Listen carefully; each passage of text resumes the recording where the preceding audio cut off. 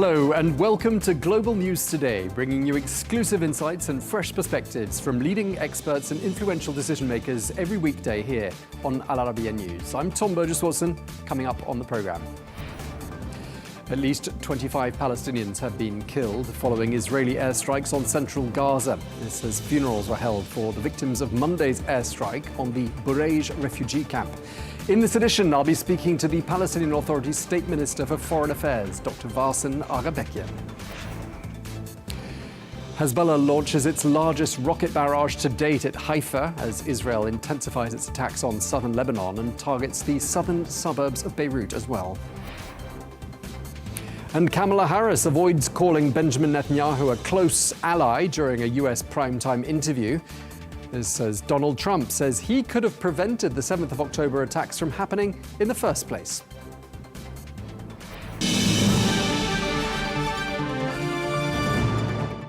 Well, since October 2023, at least 41,909 people have been killed and 97,303 others have been injured in Israeli attacks on the Gaza Strip.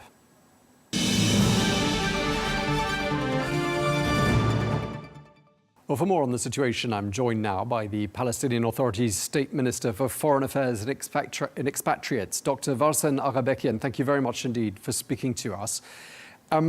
It's been 7 months since your appointment, and I'm just assuming that events in Gaza have been pretty much the entire focus of your work these last 7 months.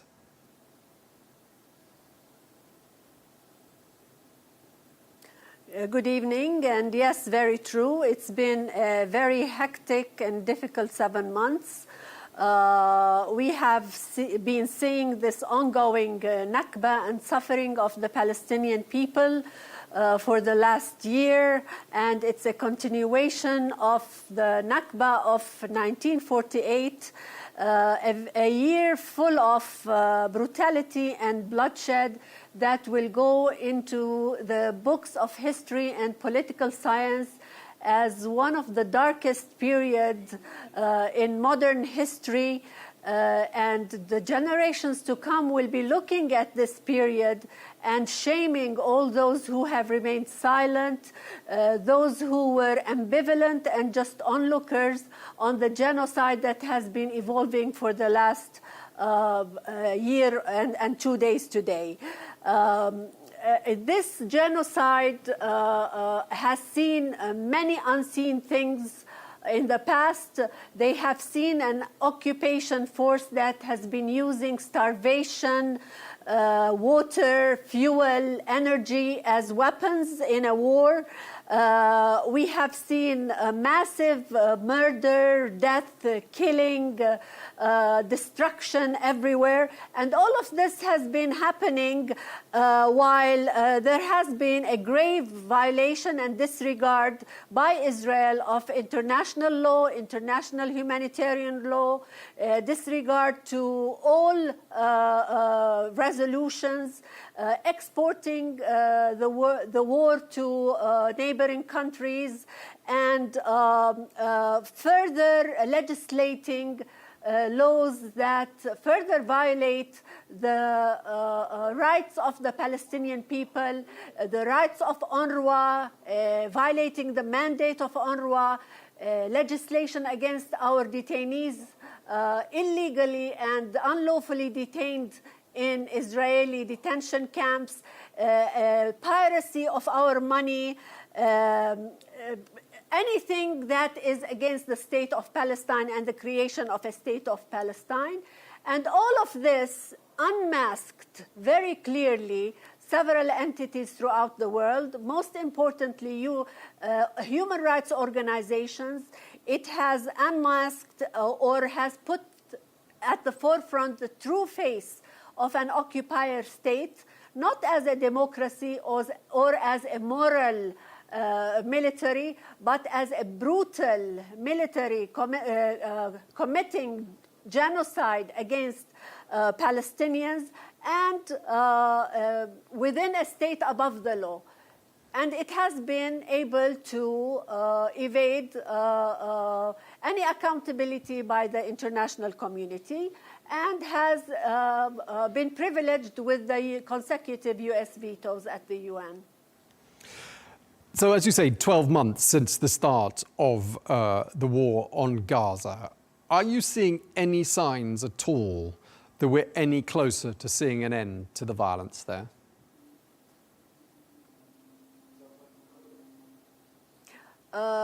Today, we don't see anything that is bringing us closer to any resolution of this genocide. We see continuing resolutions being tabled. We see ICJ rulings that are disregarded. We see many calls for end of the war, but this war is not ending. Yeah, I mean, you were talking about the level of suffering there amongst the people of Gaza, 42,000 Palestinian deaths that we know about, many more injuries, numerous amputees, orphans. I mean, there's going to be generations of trauma and, I'm afraid to say, hatred as well. And just from a purely practical point of view, it's very difficult to imagine being Israeli and thinking that you could live in harmony with people just the other side of a border wall, given this amount of suffering on the other side of that wall.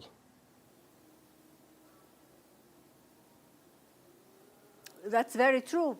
If Israel wants to live in peace and security, its neighbors have to also enjoy that peace and security. You will not achieve peace and security by waging a genocidal war on your neighbor, by mass killing thousands of people, thousands of orphans that will have to live the future, a very dark future, without any members of their families. That are out of schooling today, and God knows when they will go back to their schools.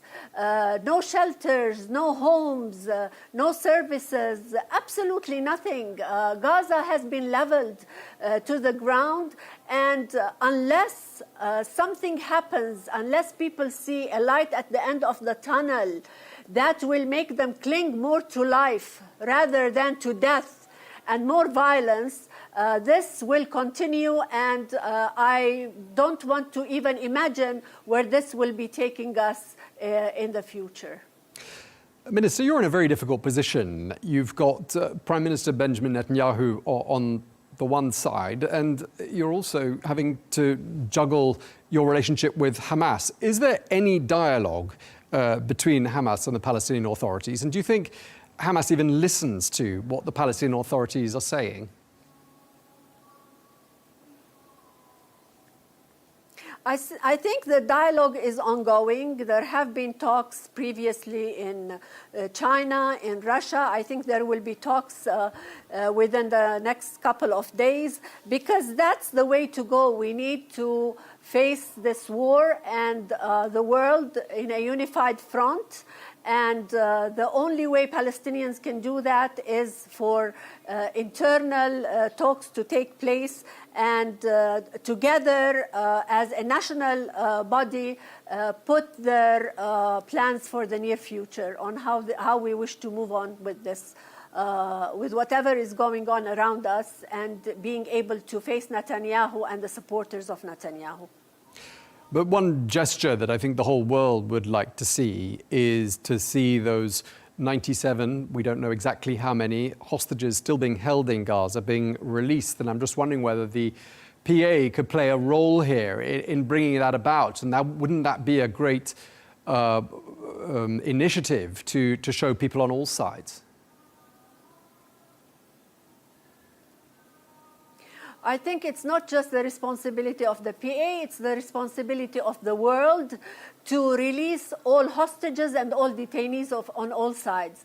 We also have more than 10,000 detainees in Israeli jails that have also been imprisoned and held hostage in Israeli detention camps, who also yearn for freedom and they want to unite with their families. So a release of everyone on all sides is warranted. The French Foreign Minister, Jean-Noël Barrot, met with your Prime Minister on Monday. They met in Ramallah, and it looks as though France is forging a slightly different diplomatic path to some other countries in Europe and in the West. What do you make of it?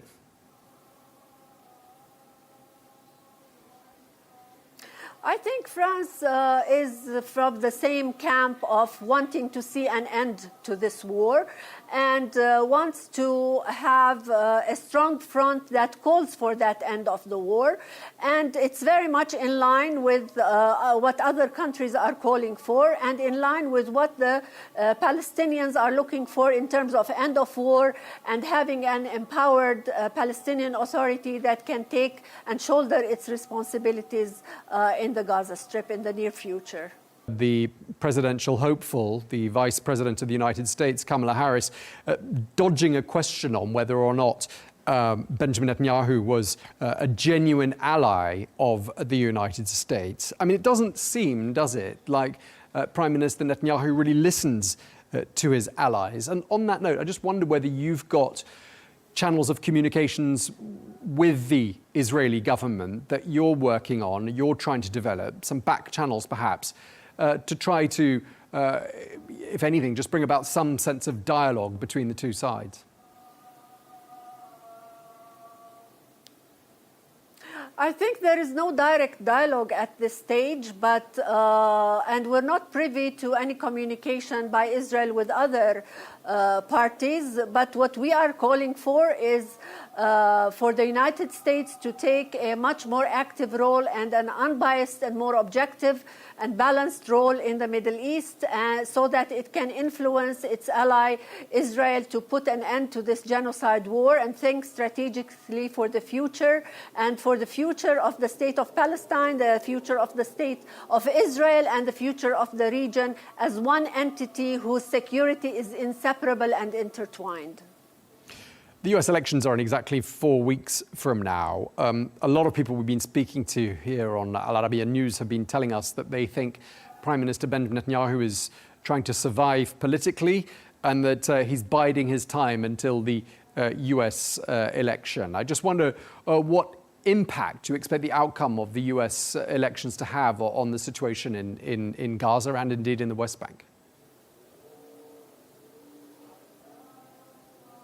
I think the problem is with the stalling of ending this war, and it is in the best interest of Netanyahu to continue and expand this war until the elections, because he believes that the elections will result in the incoming president coming forward to align with Israel. The problem is that we as Palestinians see that as a very big threat, because from now until the US elections there is time, and that means killing more of the Palestinian civilians and inflicting more pain on an already devastated population in Gaza. Yeah, indeed. And I just wonder whether, out of the two possibilities from the US election, which out of the two outcomes you think looks more likely to deliver what the Palestinians want, which is a two-state solution?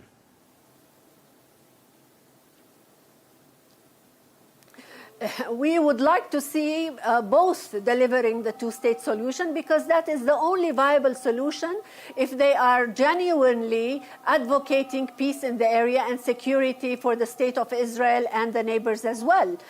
Who would deliver that, I'm not in a position to judge, but I think whoever becomes the president of the United States, they need to look at this occupation and the Israeli aggression and the devastation that has been incurred in the last year in a more balanced way and in a more genuine way towards forging peace in the area.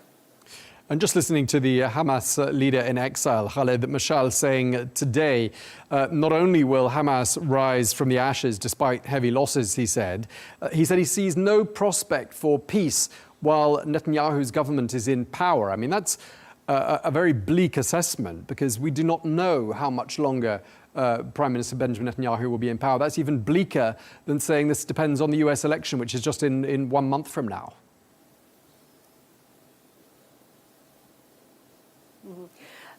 What we would like to see is more work by the international community to bring this war to an end, whether it is through pressuring Netanyahu or pressuring any of the allies of Netanyahu, or using whatever means to ensure that Netanyahu opens up towards peace and ending this war. As I said, we cannot wait much longer. This is taking too much toll on the devastated population, and time is overdue that we end this and end it forever. Just coming back to what we were talking about at the beginning of this conversation, because we're approaching the end. Your government includes 23 ministers. There are also ministers from Gaza in your government. Now, the Biden administration had hoped that the PA would administer the Gaza Strip once the war ends. Are you ready to govern?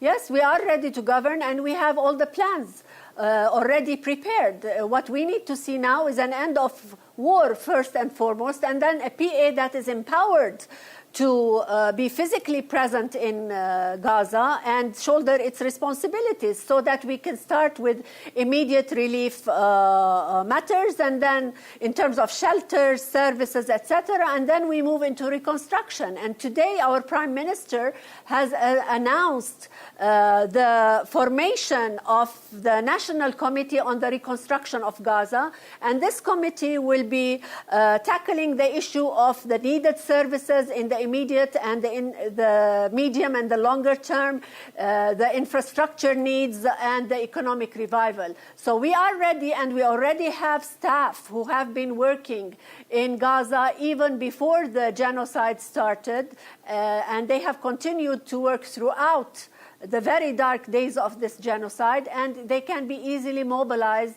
to be part of this reconstruction and rehabilitation effort. And what's your understanding of what you think Prime Minister Benjamin Netanyahu wants to happen in Gaza once the fighting stops?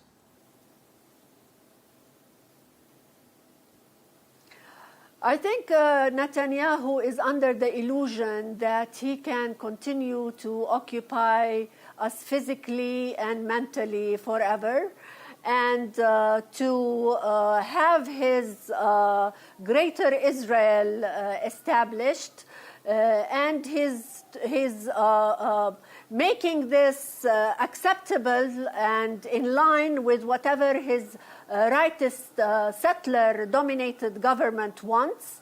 And under this illusion, he is trying to garner the support of the people. I think there is a move in Israel, and has been since the beginning of the genocide, with many starting to question what the real motives are of Netanyahu and this rightist government. Okay, well, we really appreciate you taking the time to speak to us. That's all we've got time for. The Palestinian Authority's State Minister for Foreign Affairs and Expatriates, Dr. Varsen Aghabekian. Thank you very much indeed.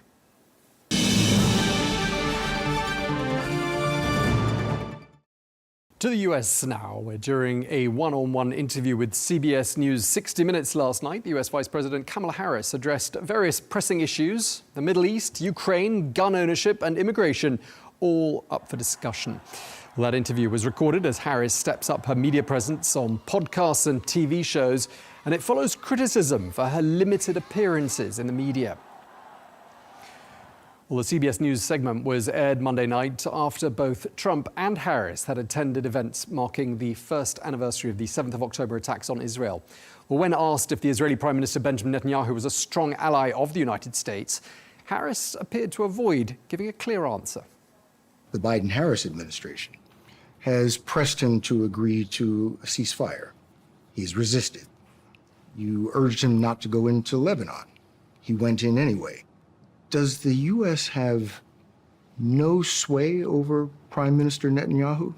The work that we do diplomatically with the leadership of Israel is an ongoing pursuit around making clear our principles. But it seems that Prime Minister Netanyahu is not listening. We are not going to stop pursuing what is necessary for the United States to be clear about where we stand on the need for this war to end.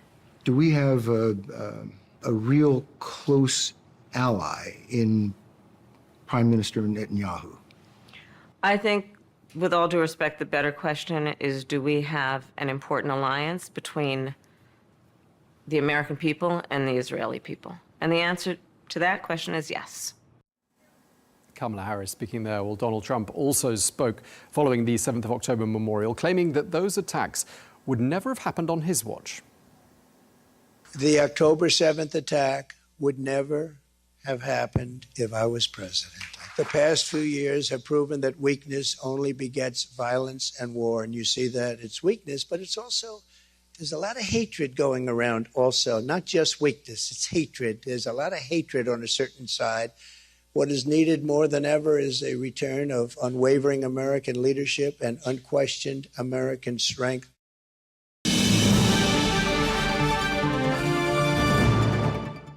To the United States now, where the US Vice President Kamala Harris addressed various pressing issues, including the Middle East, Ukraine, gun ownership and immigration during a one-on-one interview with CBS News' 60 Minutes.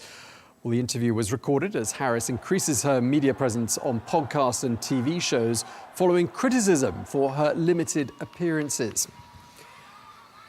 With exactly 4 weeks to go now until Election Day in the race for the White House, Harris faces her Republican opponent, Donald Trump. Well, the CBS News segment aired through Monday night after both Harris and Trump attended events marking the 7th of October anniversary attack on Israel. And when asked if the Israeli Prime Minister Benjamin Netanyahu is still a strong ally of the United States, Harris did not provide a clear answer, referencing recent public disagreements between the White House and Jerusalem.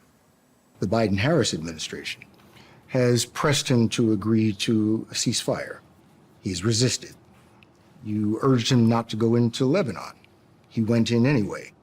Does the U.S. have no sway over Prime Minister Netanyahu?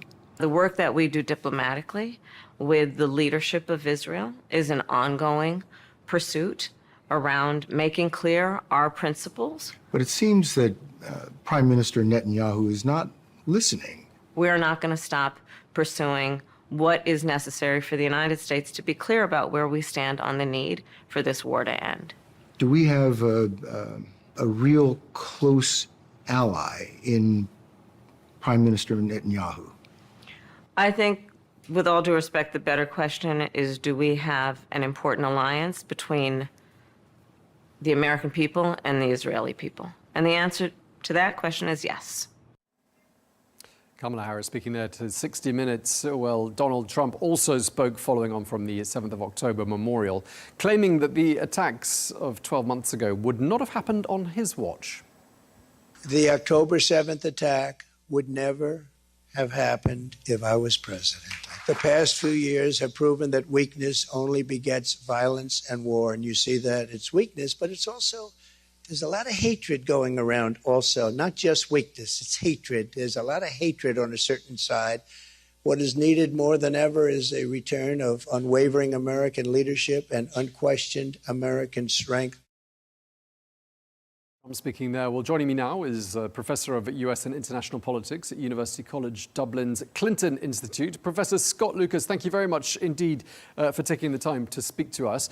As we've been saying, exactly 4 weeks to go until Election Day. Lots to talk about, but just tell us first of all, what are the polls telling us at this stage?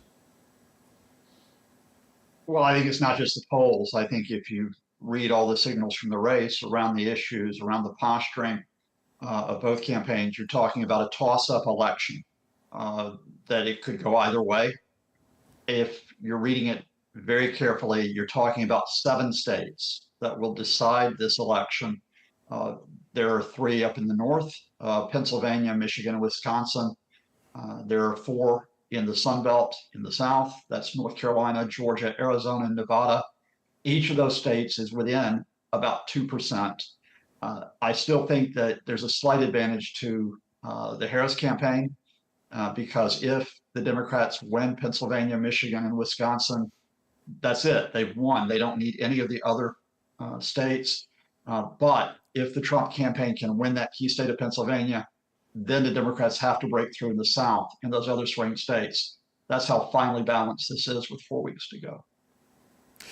Professor, just before we cross to you, we heard a clip from each of the two candidates. Donald Trump saying the 7th of October would never have happened on his watch. And then before that, Kamala Harris giving a slightly veiled answer to a question on diplomacy with Israel. How important is foreign policy on the campaign trail, do you think? Foreign policy, with the exception of 2004, which of course was the first election after 9/11, after the 2003 US-led military operations in Iraq. Except for 2004, foreign policy is historically low down on the list of issues that voters tend to decide upon. And I think that's true this year as well. The economy, immigration, women's rights, including reproductive rights, healthcare, the threat to democracy that's posed by Donald Trump. I think all of those are ranked higher. I don't want to in any way downplay the significance of crises, and they are crises, whether you talk about Russia's invasion of Ukraine, the Israeli sort of forever wars now in Gaza and in Lebanon. But at the end of the day, voters tend to go closer to home when they make their decisions. And what impact do you think the outcome of this election is likely to have on, let's start by talking about that forever war, as you described it in the Middle East. I mean, how is that likely to be changed according to who wins the White House? Well, I don't think that's the first thing that will change the dynamic of those forever wars, because let's be honest, that's really being determined at this point by the Israeli Prime Minister Benjamin Netanyahu and by the inner circle, including the Defense Minister Yoav Gallant.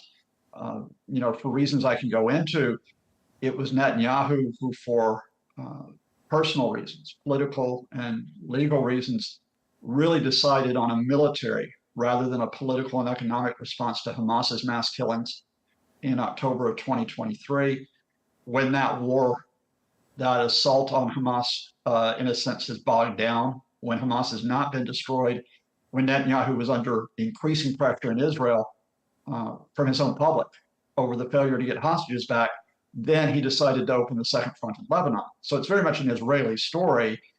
Does that mean that the U.S. is not important? No, of course the U.S. is important. I think the difference here is that if you get a Harris administration in, you know that the United States will continue to talk about the line of defending Israeli security, but there may be a shift, because Harris has sort of differed from President Biden on this. There may be a shift more to focusing and emphasizing the civilians in Gaza. That's not only through humanitarian operations, it may be on more pressure on the Israelis to limit their military assault there. I think with Donald Trump, you have no clue what he's going to do in terms of a detailed policy, because he doesn't have one. Beyond that ridiculous soundbite that that he'll stop a war within 24 hours, which he says about every conflict in the world. Trump simply has a personal favoritism of Israel. For example, moving the U.S. embassy to Jerusalem during his first term, for example, supporting the illegal settlements in the occupied West Bank. But beyond that personal approach and his approach to individual leaders like Benjamin Netanyahu, Trump actually has very little knowledge of what happens in that area, let alone a coherent idea of what U.S. policy should be. As far as Benjamin Netanyahu is concerned, what do you think his preferred outcome is from the US election, given that some in his campaign team sort of imply that it would be much harder to pull the wool over Donald Trump's eyes than perhaps it would be over Kamala Harris's eyes? I mean, what do you make of, from an Israeli point of view, what the preferred outcome would be for this election? Not just from Benjamin Netanyahu's point of view, but from the standpoint of other leaders we could discuss, you prefer Trump getting in. And the reason why you prefer Trump over Harris has to deal with the difference in approach between the two administrations. Harris administration will still observe the rules of the game. We could talk about military relationships. We could talk about political relationships. We can talk about diplomacy. It doesn't mean a Harris administration, will agree with you. Quite often it will disagree, but you sort of know the broad tactical and strategic lines of policy. With Trump, U.S. policy is transactional. In other words, what does Donald Trump get out of it? And the reason why, if you're Benjamin Netanyahu, you favor that is because if you flatter Trump, if you appeal to Trump's ego, you can get him on your side. And the Israelis did that during the Trump administration. You know, the Israelis talked all about how Trump was wonderful, how he was the peacemaker, how he always favored the Jewish state. And Trump, who I think was pro-Israeli anyway, he responded to that in kind. What type of personal leverage do Palestinians have with Donald Trump? They got absolutely nothing. You know, they've got no personal relations with him. They've got no prospect of a diplomatic relationship with him, given that they don't have the status of being a state. And so you're always going to have the Israelis being able to get to Trump if they don't like the way that U.S. policy is going. Just quoting you in an interview you gave in Conversation, you said October the 7th gave Netanyahu the chance for the perfect distraction, a campaign to destroy Hamas. You're implying it was a distraction attempt by Prime Minister Netanyahu. Does that mean you don't think he's got any strategy at all? Well, let me say, first of all, that, you know, Hamas is mass killing, you know, and, you know, they killed more than 1,100 Israelis and foreign nationals. They abducted 251. There would have to be some type of response to that from a security viewpoint. No state could allow an attack like that go unanswered. The question is, how do you answer that? And the international community, and indeed some within Israel, were saying, look, you know, we want to get Hamas out of power, but let's use political and economic methods while getting guarantees of our security. Let's, in other words, play this in a way that will split Gaza's civilians from Hamas. But that didn't suit Netanyahu. And I do need to explain why, because it's quite a serious allegation. If you remember, just before October 7th, Benjamin Netanyahu had split Israeli society. Now, he had split it because he wants to stay in power. All politicians do. But equally important, Benjamin Netanyahu wanted to avoid a trial on bribery charges. And those proceedings were underway. So Netanyahu was already in the process before October 7th of trying to quash the judiciary, of trying to say that, you know, judges had to be answerable to the executive rather than being independent. Now he was facing serious response from his own attorney general, from the military, from mass protests. So what happens? Hamas attacks, in part because they perceive this weakness in Israel, and Netanyahu has his escape. His escape is to try to rally Israelis behind him with that all-out military operation, that open-ended operation in Gaza. Okay, so a sort of a forever war you're describing in order to survive, essentially. But how does Benjamin Netanyahu sell that kind of non-strategy to his military top brass? Well, the salient point is that very recently is that he hadn't been able to sell it as a strategic approach. You may remember back in May that one of the three members of the war cabinet, the former chief of the Israeli Defense Forces, Benny Gantz, resigned from the war cabinet. And he resigned saying that Netanyahu did not have a strategy to resolve what was happening in Gaza. He gave a 6-point ultimatum for what he wanted to see be done to get the hostages back, to assure Israeli security. Netanyahu ignored that. But even more serious, up until a few weeks ago, Netanyahu was on the point of dismissing the defense minister, Yoav Gallant, because Gallant was privately saying, we can't destroy Hamas. Hamas will be a presence in Gaza, and it's a folly to keep on going like this. Netanyahu's office publicly accused Gallant of an anti-Israel narrative. And then, just a few weeks ago, it leaked the information to the Israeli media that Netanyahu was on the point of dismissing Gallant. But 24 hours later, and I think this is critical, the pager attacks took place in Lebanon, then the walkie-talkie attack, then the following week, the assassination of Hezbollah leader Hassan Nasrallah. In other words, Netanyahu switched to a second front, a second open-ended front, which was Lebanon. And that way he could reconcile with the Israeli military, because Yoav Gallant and the Israeli military have wanted an expansion of operations against Hezbollah. So in other words, Netanyahu, again, surviving in October 2023 because Hamas gave him the opportunity, survives this time because Lebanon gives him an option and because the Iranian regime helped him out by throwing 181 ballistic missiles at Israel.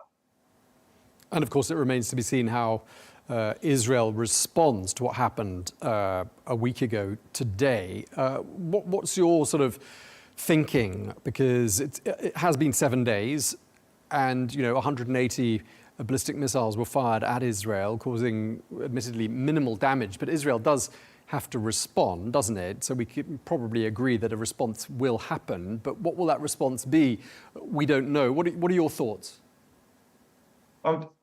I don't know if the response would actually be a direct confrontation with Iran with airstrikes. And again, allow me to explain. The first thing that the Iranians did is that they carefully defined those strikes to try to avoid a direct confrontation with Israel. Now that might sound a bit strange because those were 181 ballistic missiles, including hypersonic missiles. But the Iranians told Arab states 24 hours in advance they were going to do this. That is why the Israelis were prepared with air defenses. Their allies were prepared with air defenses. There were only 2 Israelis who were injured, suffered minor injuries from that assault. There was one Israeli military base, Nevatim, in the Negev Desert, which was hit. But apart from that, no real significant damage. The Iranian regime, for reasons we could talk about in another interview, were posturing. They were posturing to their own public and to the region to say, oh, we're not weak. After the assassinations of the Hamas political leader, Ismail Haniyeh, in Tehran, and then of Hezbollah's Nasrallah. So the question is, how do the Israelis respond? Well, the first response is that Israel can expand its operations in Lebanon, which is what they want to do. That's their focus right now. Do they go beyond that to go after Iran? They could, as they did back in April, when the Iranians fired missiles at Israel, could respond with their own demonstration strike. They could fire at an Iranian military facility. We have been hearing discussion they might consider attacking nuclear and oil facilities. But the Israelis have other options which aren't airstrikes. Remember, Israel has already successfully attacked the Iranian nuclear program through sabotage, including explosions, through the assassination of Iranian nuclear scientists. They have already attacked Iran with cyber warfare to disrupt not only the nuclear system, but Iran's general communication system.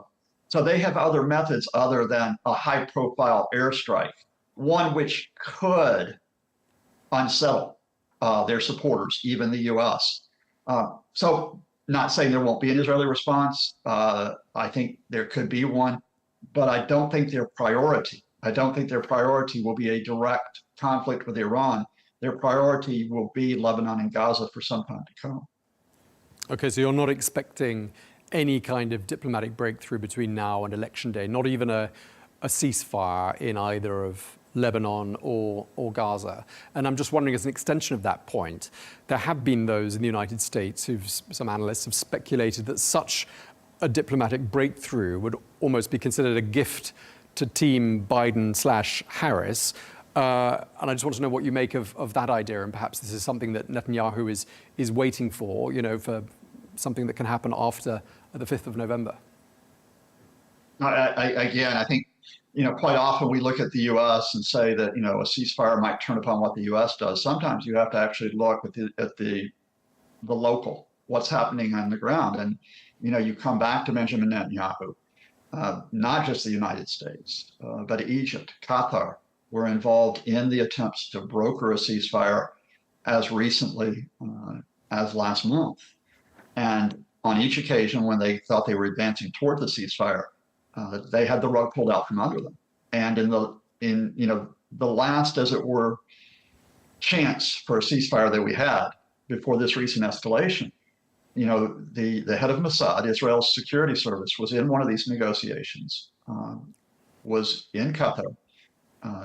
They were signaling that there was a breakthrough coming, that they were getting close to an agreed stage 1 ceasefire with Hamas. And Netanyahu scuppered it. Netanyahu made a public statement that Israeli troops had to occupy what's called the Philadelphia corridor on the Egypt-Gaza border. That's an unacceptable condition for Hamas. They will not accept occupation by Israeli troops.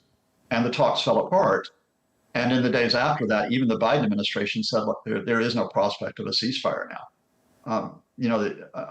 I said almost a year ago that we would not get a ceasefire over Israel and Gaza until Hamas was out of power in Gaza and Benjamin Netanyahu was out of power in Israel. And I stick to that. I do think the U.S. could have done more to try to bring about a ceasefire. They could have come out for an unconditional ceasefire, as many other countries have done. They could have at least limited, if not cut off, military assistance to Israel, given that that military assistance was being used to bomb Gaza and now Lebanon. America never took those options. And because they didn't take those options, Netanyahu controlled the situation, and he still does. No ceasefire while Benjamin Netanyahu is pursuing the open. There's another explanation, perhaps.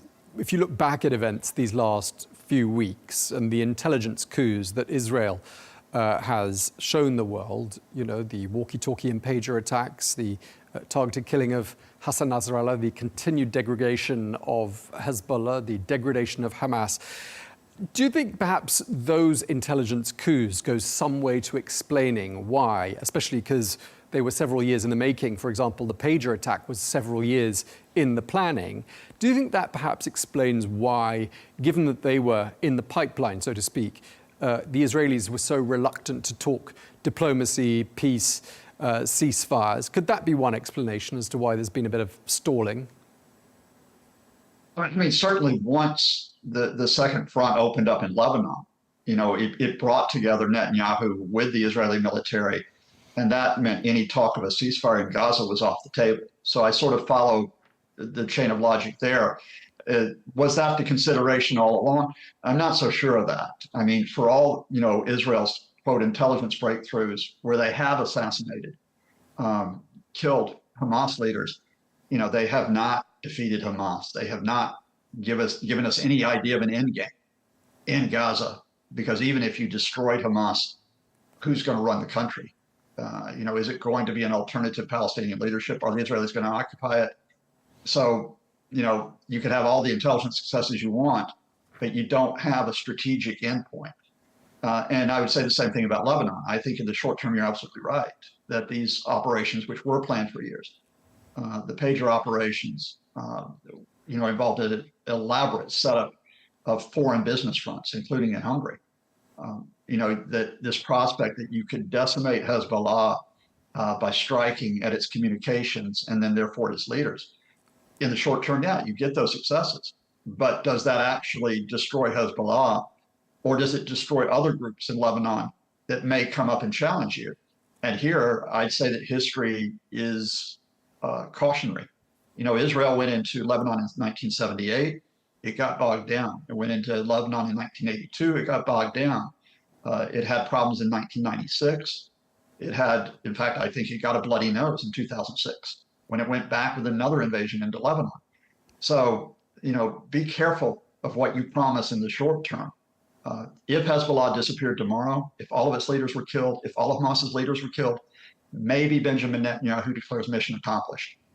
But I think right now, the open-ended wars are much more a tactic to preserve his position, to somehow give the impression that Israel's in the ascendant without being a medium term, let alone a long-term solution to the question of Israeli security. Professor, just before we crossed to you, we heard a clip of Kamala Harris speaking to CBS 60 Minutes, and she was pressed on this issue of the state of relations between Washington and Israel, in particular Prime Minister Benjamin Netanyahu. That tradition, if you like, of interviewing presidential candidates by CBS on their program 60 Minutes dates back, I believe, to the year 1968. Donald Trump didn't agree to take part in that interview. Why don't you think he wanted to take part? Because Donald Trump was scared of that interview. I mean, let me be very honest with you. Trump only gives interviews to outlets who are friendly to him, and probably the best known is Fox TV, including an interviewer like Sean Hannity, who's a personal friend of Donald Trump. He gives interviews to other very right-wing, indeed Trumpist outlets, including on radio as well as television. But he does not agree to interviews with networks that are open in terms of what questions they will ask, in terms of the lines that they might pursue. So unless he received a detailed list of questions and assurances from CBS, he wasn't going to agree. And he pulled out for that reason. And that's true of other American networks. It's true of ABC. It's true of NBC. It's true of CNN, of course. Donald Trump is not a politician who does well in an unscripted format.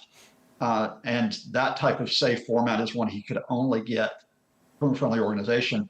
And therefore you have, the reversal. Up until yesterday, the Trumpist attack line, which was swallowed far too easily by the US media, who should have known better, is that Kamala Harris doesn't give interviews, that she doesn't feel secure giving interviews. And, the Harris tactic all along was to establish herself through rallies, to establish herself through other types of media messages, to establish herself through appearances. And then it was to give the interviews in the final month of the campaign. Now we see that the person who is afraid of giving interviews is not Kamala Harris. It's Mr. Trump. What did you make of Kamala Harris's performance last night? I thought it was a solid performance. I don't think it broke new ground for those of us who really know, the lines that the Harris administration is pursuing on policy or on presentation. I think, they play it safe, for example, on domestic issues like gun control. So that whole, point that Harris makes that she owns a gun, that she would use a gun against an intruder, that's to reassure folks who are against further gun control measures. She was very solid on immigration, where she pointed out quite rightly that the Biden administration has done quite a bit to try to deal with undocumented immigrants, that indeed undocumented immigration is sharply down, in fact, down up to 50% this year, and that it was Trump who sabotaged the bipartisan deal on immigration. She's a former prosecutor, so she's very safe there. I think one of the most interesting lines in terms of, navigating was the answer on Israel, where she would give the assurance that the U.S. is allied with the Israeli people, but would not give a personal assurance to Netanyahu that the U.S. is allied with him. And that's for two reasons. One is I think it's good politics. There are Arab voters out there, for example, in the state of Michigan, who could be important in this election. You don't want to embrace Netanyahu personally. But secondly, it reflects the U.S. approach, which I have problems with, but the U.S. approach is still to try to isolate Netanyahu, to try to get other Israeli leaders, like the defense minister, like the former war cabinet member Benny Gantz, to distance themselves from Netanyahu.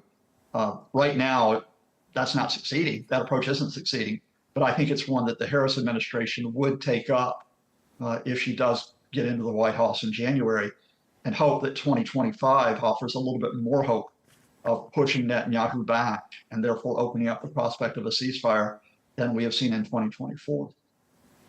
Okay, well, we're going to have to thank you very much indeed for your time. I'm being told we're out of time. Really great talking to you. Thank you so much. Professor Scott Lucas at University College Dublin. Thank you very much indeed. Thank you very much, Tom. Now, in the ongoing conflict between Israel and Hezbollah, the Lebanese Shia militant group has launched its largest rocket barrage to date at Haifa, with its remaining leaders vowing to continue their assaults. Well, in response to that, Israel has intensified its attacks on southern Lebanon, targeting the southern suburbs of Beirut as well. Well, earlier on today, the Israeli Defense Minister Yoav Gallant stated that Hezbollah is an organization lacking effective leadership, claiming that Nasrallah has been killed. And he said it seems his successor, Hashem Safieddine, has also been killed.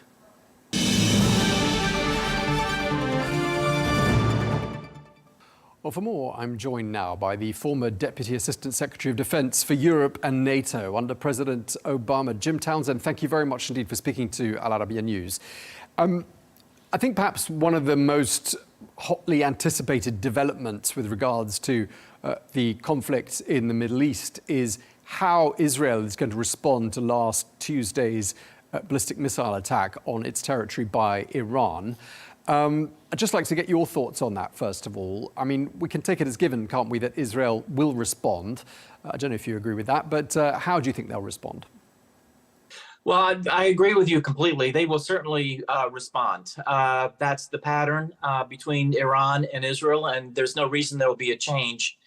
I think all eyes are on what's the target set going to be. Are they going to escalate the conflict by hitting targets that are more strategic, like oil fields or like the nuclear capability that Iran is building.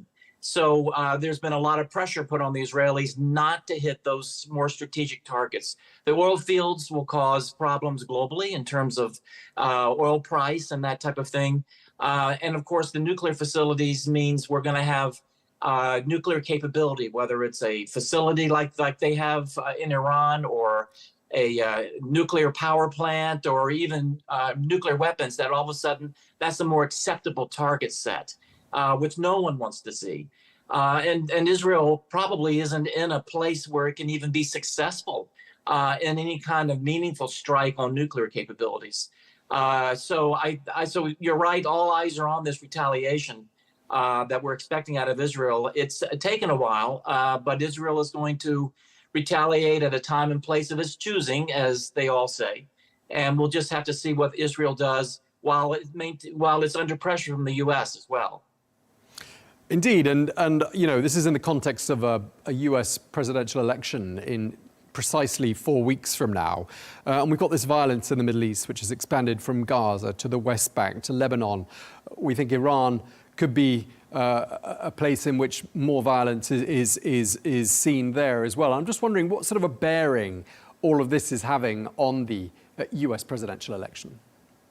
Well, it's having a major bearing, and one of the reasons is because it is such a close run race between Vice President Harris and Donald Trump. They are just neck and neck right now, and so every vote counts, whether it's the Jewish American vote or it's the Arab American vote. Michigan, for instance, is a major swing state. It's a major player in the U.S. Political context in terms of this election, and many Arab Americans live there. Jewish Americans do as well, and so they are diametrically opposed in terms of what's happening in the Middle East, and the Arab American community is upset with our support for Israel, particularly with things happening in Gaza and now southern Lebanon. So the administration, the Vice President Harris, is having to walk a very fine line between solidly supporting Israel, the defense of Israel, and at the same time, as she says, she's unhappy with how this is being conducted and the casualties and the impact in Gaza. So she's trying to be empathetic towards what the Palestinian people are going through, but at the same time being supportive of Israel. So it's the context is is very sensitive right now to what happens in the Middle East.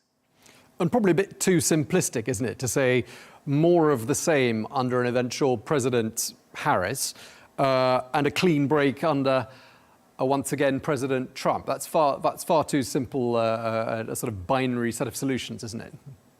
Well, it's a starting point, I would say. I would say with Harris, we haven't heard much more from her other than what she would have said, of course, as the vice president, which she is. She's still under President Biden. Their policy is still in play. She has shown, as I said earlier, a bit more empathy for the Palestinian suffering and the need to deal with the violence that's coming out of this war. So I think if she were to be elected president, we'll see that play out over time as she develops her own personal policy towards the U.S. and the Middle East. With Trump, we can only go on what we've seen in the past. He was very close to Netanyahu. He has said some things about Gaza, wanting to get the war over. It's not sure where he will be if he were to be elected president. He's probably not sure himself. He is someone who makes up his mind, it seems, on a daily basis, depending on what people are telling him or what's happening in the world. So I think what you laid out might have sounded simple, but it's a starting place. And we're going to have to see with the passage of time where both of those presidential candidates might go with the Middle East. I'm just wondering how Donald Trump's personal relationship with Benjamin Netanyahu, who is one of the figures in the political landscape who seems to be, have been around for a very long time and someone that Donald Trump has known over the years. And I think it's fair to say, isn't it, their relationship has had its ups and downs.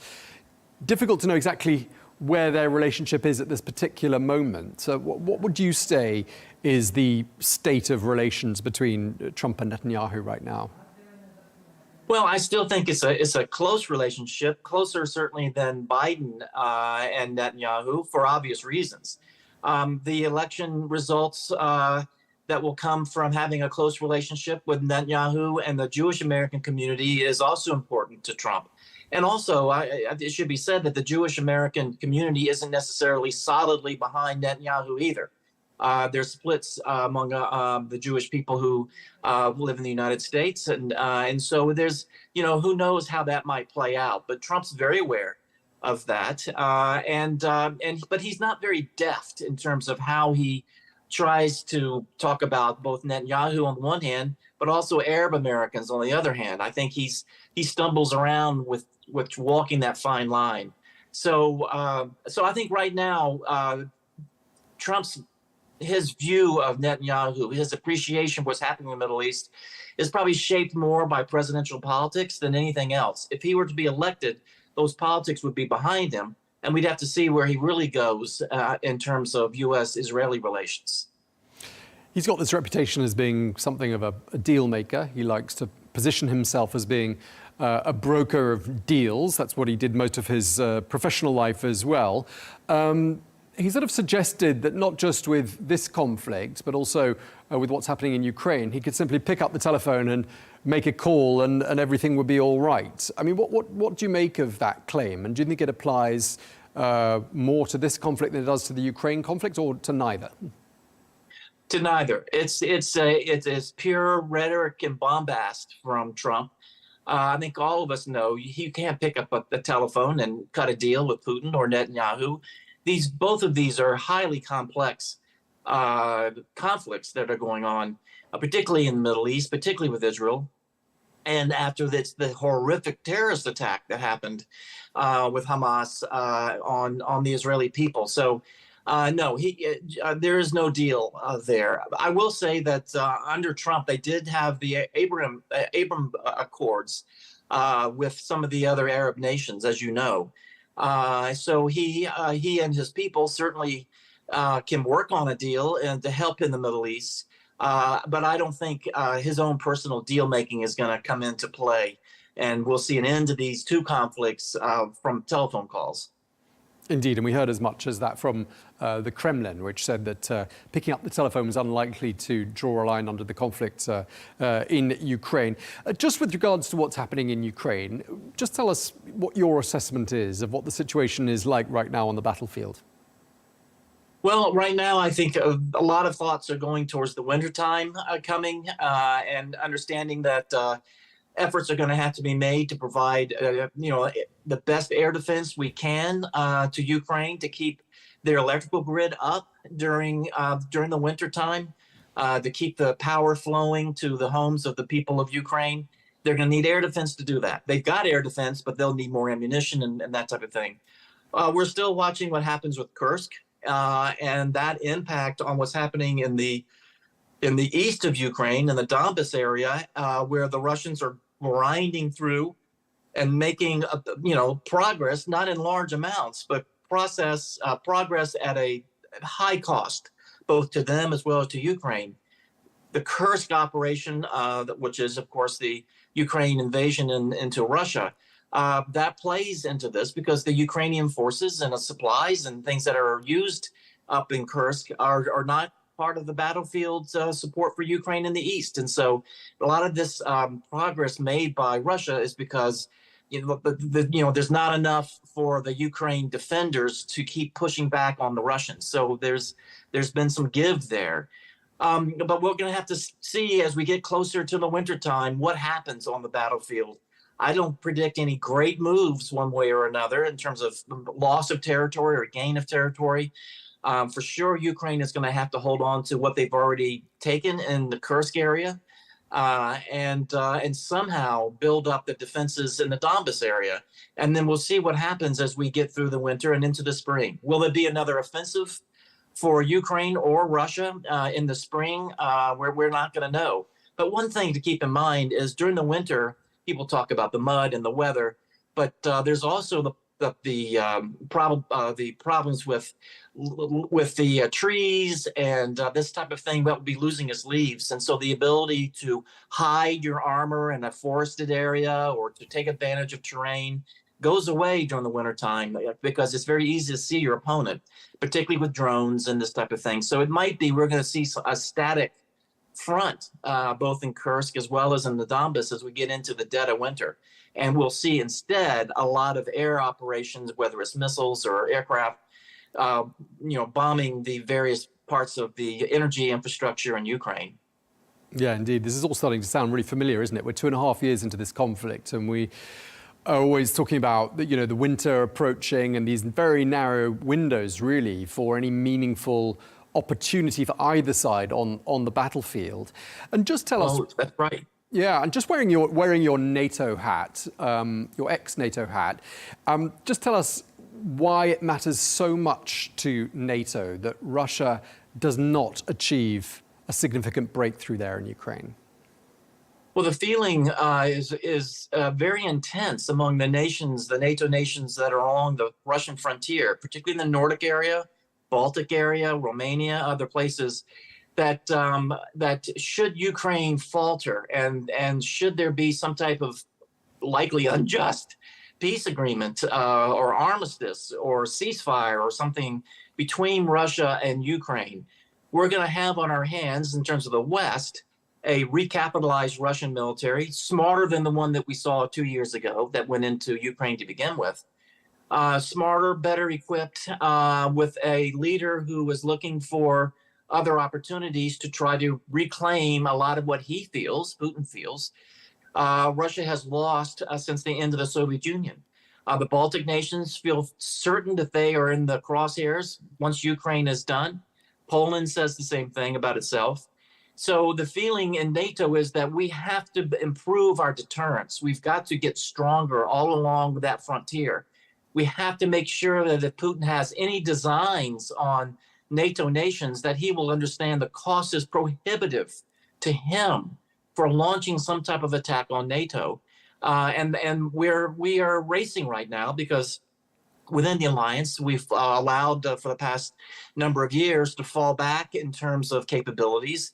We misjudged the Russians in a lot of ways, and now we've got to make up for lost time. So there's quite a scramble among NATO nations, as well as in the alliance, to try to make sure that deterrence is as strong as it can be, i.e. our capability to fight is as strong as it can be by the time Russia is finished with Ukraine, one way or another. And if they cast their eyes across their frontier at NATO nations, that they're going to see that they're going to be having to pay a terrible cost if they want to mess with an ally. Okay, and just lastly, because I'm told we're out of time, obviously NATO holds an annual summit, and I just want to ask you which US leader you think will be hosting that summit next year. And as an extension of that question, just not to leave you on putting you in such a corner for your last question, I'd just like to ask you how you think the NATO leaders and the European leaders are preparing for the different possible eventualities to come out of the US election. Well, that's a sneaky way to ask me who I think is going to win the election. And I will have to say that it is 50-50. You know, you see various polls showing Harris ahead, et cetera, but right now it is too close to call. So, and this is what the allied heads of state and government are seeing too. As for your second question, they don't know. And they're having to brace themselves if they're going to have to deal with a Donald Trump that might come at them with more energy and more ability to pull levers than he had the first time around. But it's a different NATO than he saw back during his first 4 years. This NATO is spending a lot more money on defense. It is animated. It is racing to improve its military capabilities. So I think a lot of his issues and problems with NATO 4 years ago are not the case anymore. Whether that will stop him, we don't know. But certainly NATO is a different animal than he was used to dealing with. If it's Harris that wins, I think we're going to see a strong transatlanticist with her. And I think we're going to see a U.S.-NATO relationship, a U.S.-European relationship that is something that's more familiar to the European leadership than it was with Trump the first time around. So So if you're in a European capital and you're looking at the American elections and you're looking at a pretty stark choice, some countries, Hungary, for example, would love to have Trump come into office. Slovakia probably as well. So it's not a unified bloc in Europe about this, but I think for most nations, it's going to be probably their fingers crossed for a Harris victory. But if it's Trump, they'll have to deal with a Trump smarter than he was, probably, at least more savvy. But at the same time, dealing with a Europe and a NATO that's at war. So it's going to be a different character than he saw earlier. But all depends on his relationship with Putin. If he wants to be in a close relationship with Putin and he wants to get along with him, we'll all have to watch what he will be willing to pay to do that. And particularly Ukraine's going to be nervous about that. So quite a bit of nervousness in capitals as they watch the U.S. election get closer. Sure. Well, thank you so much, Jim Townsend. Really appreciate you taking the time to speak to us. Former Deputy Assistant Secretary of Defense for Europe and NATO under President Obama. Thank you very much indeed. You're welcome.